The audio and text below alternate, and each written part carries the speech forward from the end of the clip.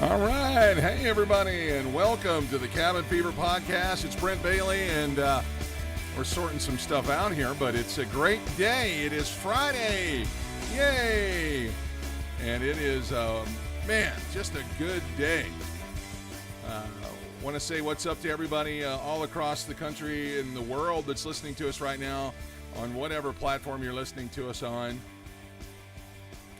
Hopefully, wherever you are, things are going well. I know that there is all kinds of things happening in the country right now, but you know, the day is what you make it. And today, we are deciding to make this a good day. All kinds of things are happening all over the world and all over the country, and we try our best to be positive during the, some of the weird times. I know we started just as something during COVID. But with everything going on in the country right now with the protesting and the rioting, just know this, that we here at the Cabin Fever Podcast are praying for our country, our leaders, for all the communities that have been affected so far. And just know our hearts are going out to you. We're with you. We're praying for you. The unjust things that have happened to this man are absolutely just gut wrenching, and so we are praying. There's no excuse for it, man, it just seems like sometimes words aren't enough. But I know that our words are all we have to say thank you to all those who are serving in these areas right now and protecting in these areas right now, but also for all those who have suffered at the hands of this. Just know our hearts are going out with our hearts and our support are with you. With that being said, like I said, we try to keep things positive here on the show. And so something that I was reading today, in I believe it was in the USA Today, and I think that this is, it's timely. Crayola announced this week that they are finally launching a box of crayons with diverse skin tones. I know when I was growing up, the closest that you had was just like a yellow or even a white crayon that never showed up on the paper. Now they are announcing a full box to so that kids can grow up accurately coloring themselves. Anybody else color themselves blue or yellow or red or whatever growing up? This is something that has been overdue. You'd think that we would have had that figured out before 2020, but they did announce that it is coming out, and it is important because everybody is a human and is a person and is worthy of their own skin color, and so it was really cool to kind of see that Crayola announced that they are coming out with a full box of skin tone colors through the variety of the spectrum of colors of people. And so that's really cool and really awesome. So again, thank you so much for joining us today. Why don't you take a moment right now and hit the share button down below and tell us, what's going on where you are, where you're listening to us from, what platform you're listening to us from, because we have a great show planned for you today. My guest today is a gentleman that I've had the pleasure of knowing for a couple of years. He is a franchise owner of Chik-Fil-A in the Tulsa, Broken Arrow, Oklahoma community. He and his wife, Noelle, have 6 children. And just everything that I've ever been affiliated with this fellow about, if he thinks it, he can do it, and he does it in grand style. He's doing some amazing things in Tulsa to help with children's charities and things like that. He's accomplished 2 Guinness World Records. The biggest one being basically it was a 9-foot tall cup of sweet tea. But he's also done all kinds of other promotional things that Chick-fil-A has just stood back and been proud of. He's created his own Batmobile, his own Hulkbuster suit. I think I've got some footage I'm going to throw up here on the screen of some of the projects that he's got and been working on around the Tulsa area. But let's put that there. He's got just a real great ideas, and he just goes out and accomplishes them. I mean, look at these things. This is the Monster Mystery Machine. Then he did one as an At Walker from Star Wars. There's the Hulkbuster suit that they built, and they do a lot of this for something called Tulsa Pop Kids. We're going to get into all that in just a minute. But his motto has been this: serve them first and then serve them chicken, because he owns a Chick-Fil-A franchise. That's pretty fitting. And I'm so excited to have with me on the program today Arthur Greeno. Arthur, how are you today? I'm good. Can you hear me okay? I can hear you just fine. Awesome. Yeah, everything going well there in Tulsa? Yeah, just a lot of moving parts. We're kind of at the end of the pandemic now, and I think the people in Oklahoma are just done. So no matter where you stand on it, they're done. Yeah. So let me ask you this: did it affect your business as far as, or was the line still around the building? Because it was always around the building when I lived there. Well, let's just start with, I have two locations. I have one inside the mall, yes, in Woodland Hills Mall, and I have one outside the mall. And the one inside the mall entirely shut down. So we were down totally. And so, as leaders, it's not as simple as saying, hey, am I going to take an income hit? We had to look at it and say, I have 137 team members that if I go under, they go under. Mm-hmm. And so how do we make this work? And so we looked at my drive-through, and yes, they were wrapped around the building. And we said, how do we make this to where we can really make an impact? And so we got out there, me and my leadership, and we dissected the parking lot. We drew it all out. We dissected it and said, let's convert this from a 1-lane drive-through to a 2-lane drive-through. And so we did that. And then we also came up with Chick-Fil-A has the ability to do mobile, curbside mobile. And so, but we hadn't done that in the past. So we opened 10 spots up for that. So we went from before inside dining and 1-lane drive-through to now 2 lanes of drive-through, mobile curbside, DoorDash, all of those things. So it was a big shift. And I'm assuming it was a successful shift, because now you don't know this. I used to live less than a mile from your store. I just lived right there between Garnett and Olive on 71st Street. And in the Union Station subdivision, and literally just right down the street from your store, we were there all the time. It was always crowded, but the thing is you have such a knack for inventive process. And before we get into Tulsa Kids and all the other things, were you born that way, or did that come over a time of mentorship, or how did that just happen? Well, I think kind of like everyone, it involves every part of it. For me, our family, we didn't have much. If I wanted it, I had to go get it. We if I wanted to go to the amusement park, then I had to figure out a way to find money to do that. One of the ways I would do it, of course, I would never let my kids do this now, but we would go collect aluminum cans. I'd walk out by the highway and just pick up aluminum cans and save them, and then go and cash it in. And so there's no way I'd let my kid out by the highway now, but that's what I would do back then. And I would go around and go house to house and do car wash it. Hey, can I wash your cars for you? It was really out of necessity of, if you see a need, our job is to fill it, whatever it looks like. And if we can do that, we can succeed. And so fortunately, I've been able to take those things I learned at a very young age and implement them into Chick-fil-A, whether it was a low volume store that I first had when I first became an operator, or to where, crises like this happen and we say, okay, we're back to figure out a solution. There's always a solution. We just may not choose to take it. Man, that's a mouthful right there. So Arthur, in the process of time, you've written a couple of books. You have become a special projects mastermind. I mean, do you have such an undergirding of leadership team in your organization that allows you to do these kind of things? And how did you pick those folks? One thing for me, and every organization is going to be different. Every business is going to be a little bit different. But for what works for Arthur is I literally have to kind of categorize my leadership. So, for example, I have a leadership team that is fantastic running my freestanding store.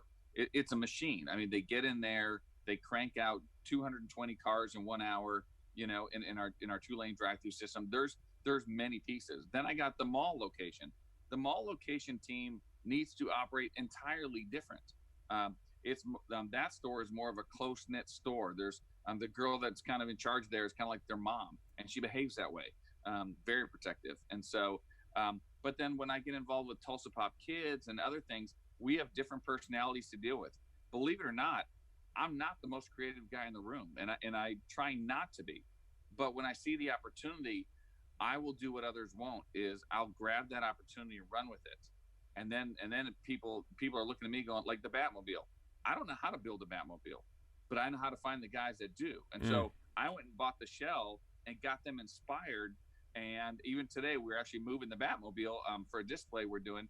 And the guy that was in charge of it brought me over and said, "Hey, look at the engine," And of course, I responded with, "I thought it'd be bigger than that," and he was like, "No, that's the normal size." He was almost kind of offended, but I'm kind of going, "Look, I kill chickens for a living, so I don't know what it's supposed to look like. All I know is to find the right people to bring in and get them inspired, and then we can make it happen." So that's my big thing is it's not about being the most creative guy. Yeah, I'm creative, but if I can find other guys to help me with it, then they can fill in the gaps that I have, because I have a lot of gaps. Let me assure you. Call my wife if you have a question. She will let you know about all the gaps. But it's one of those, surround myself with the right people that are passionate about that, and they will go above and beyond to make it happen. Our guest is Arthur Greeno. He's a Chick-Fil-A franchise owner, but he's also a mastermind, an author, and a motivational speaker. Arthur, have you had any new projects that you're working on? I know the answer to this question, but I'm setting this up. So what are your new projects that you got working on? Well, we have a new project that's happening tomorrow. An organization I'm involved in is called Tulsa Pop Kids, and we our goal, our mission is to advance literacy and education through pop culture.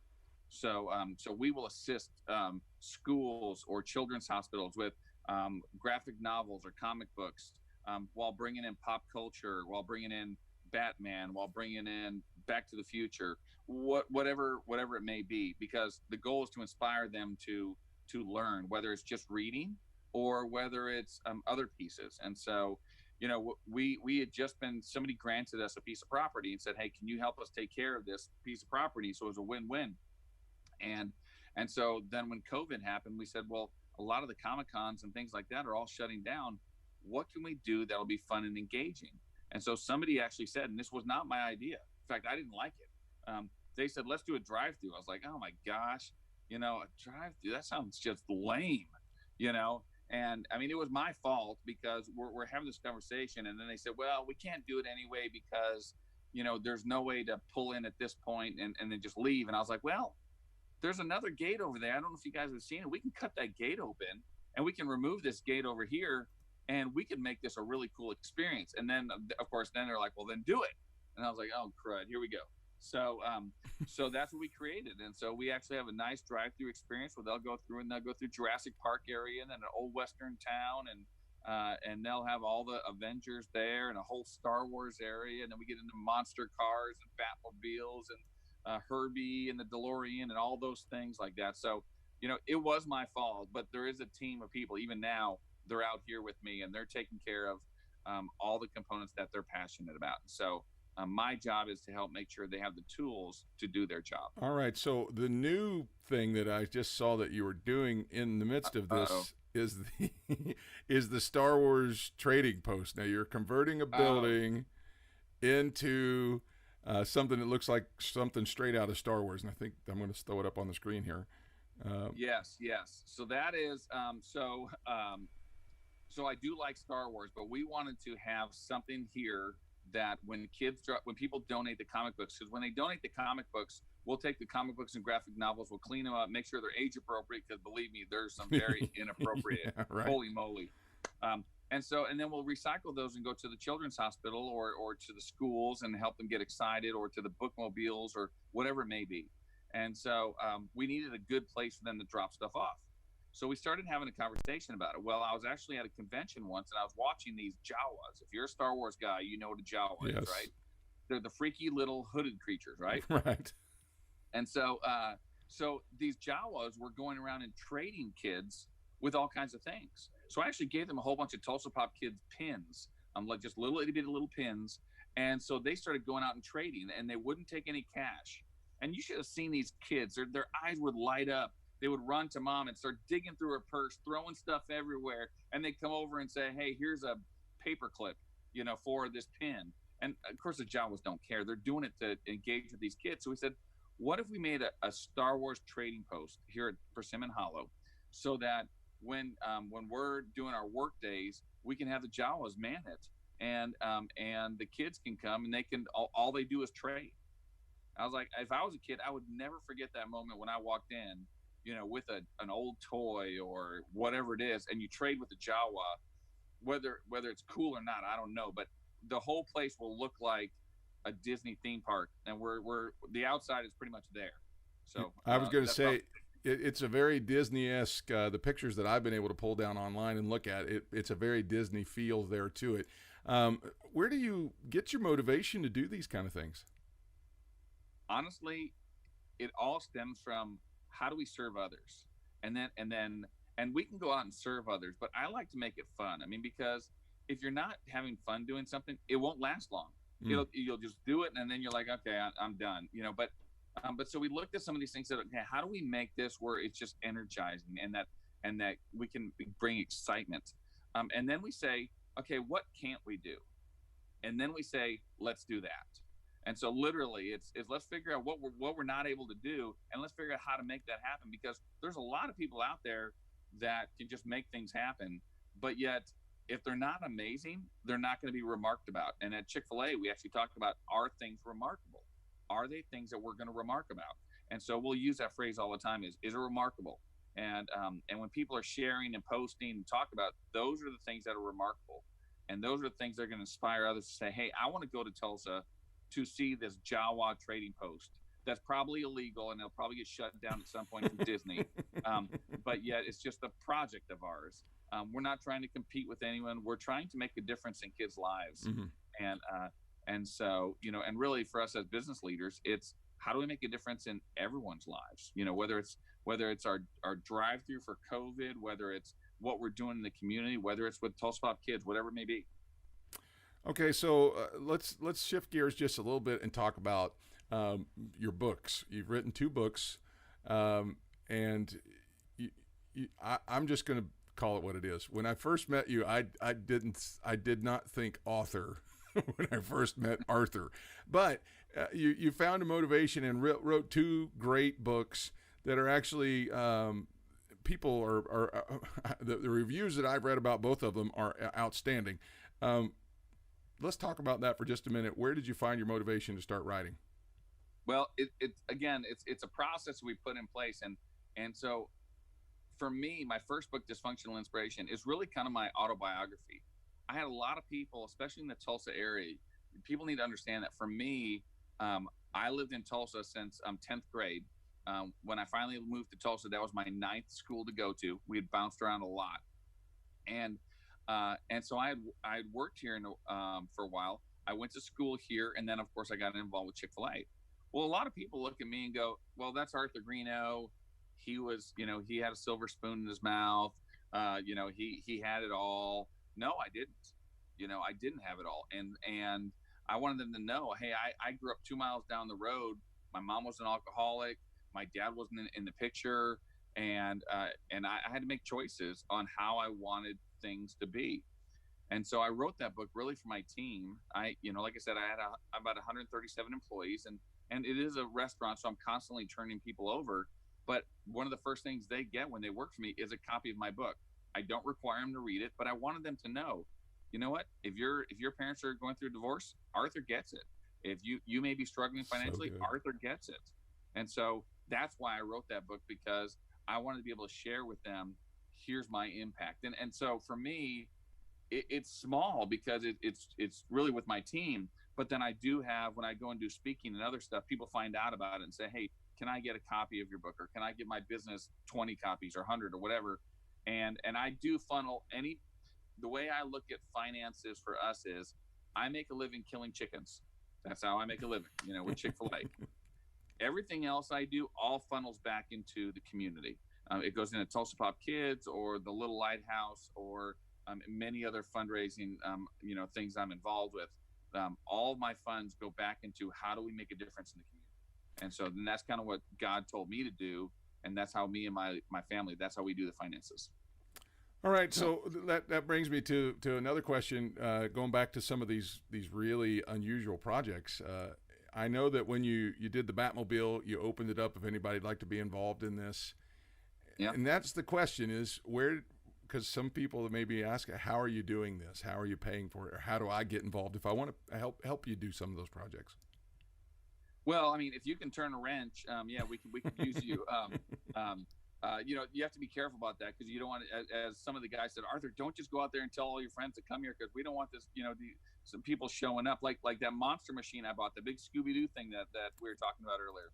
So I bought that sight unseen because I was like, okay, this is cool. Well, of course, I had it for a total of 45 minutes, and it broke down in the main intersection here in Tulsa, like right smack in the middle. And I mean, like the transmission disengaged, and so the police thought it was a joke actually, and then of course my driver's license picture is goofy as well, so they thought I was a joke. They thought the whole thing was a setup, and so I was fully expecting a ticket. I was expecting it to be towed. I didn't have insurance on it because it's actually a piece of property, not a car, and so so we got it out of the road, and everything was fine. But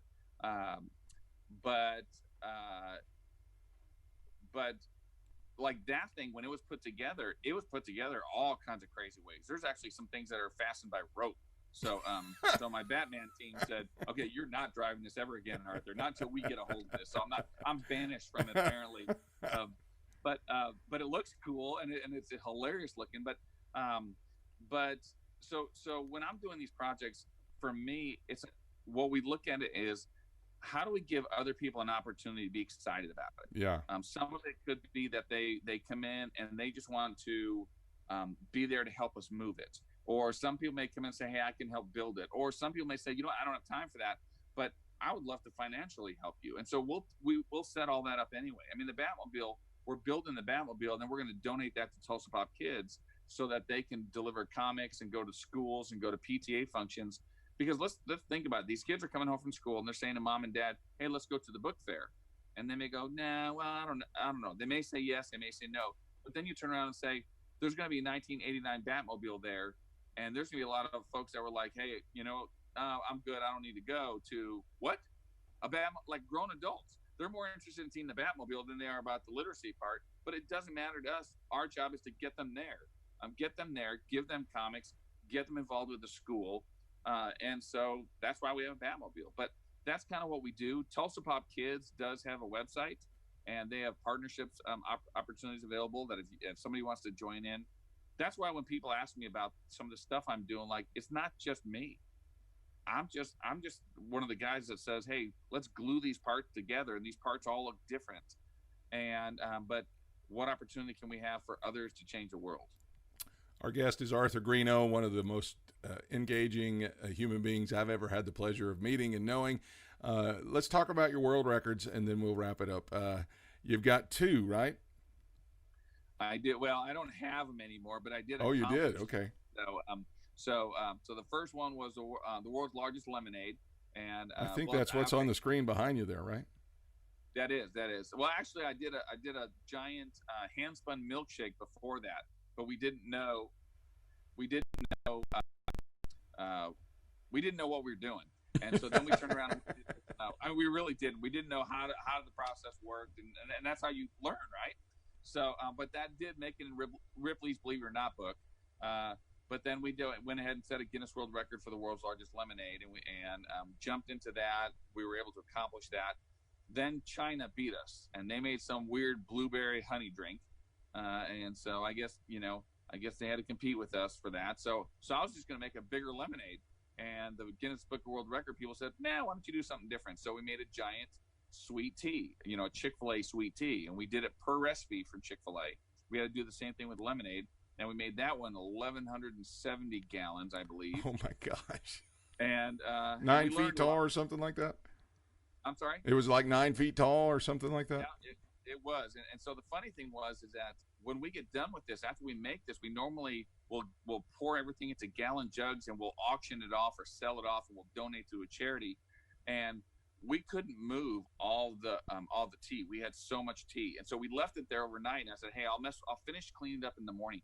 And I come back the next morning, and I look around the top of it, and if you've ever had a margarita, I'm not a drinker, but I know what it looks like. So there's a margarita, and it has all the sugar or salt rim along the top. Something like There that, was yeah. a rim.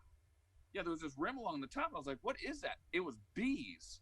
There was billions of bees that were all over because it was sweet tea. And so they love that sweet tea. So then here I am spraying, and of course my wife is laughing her head off at me like she always does as I'm spraying these bees and trying not to get stung at the same time. So yeah, we did set the Guinness World Record for that, and then somewhere in South Carolina they beat us, and people are always asking, are you going to do it again? And I was like, you know what? If I do it again, I'm going to do it as if I do it again, I'm going to do it for I don't know why I'm going to do it. I mean, I did it before; it was fun, but at this point, the question is that I got to have a good reason to do it. I mean, I've done it; it's fun, so.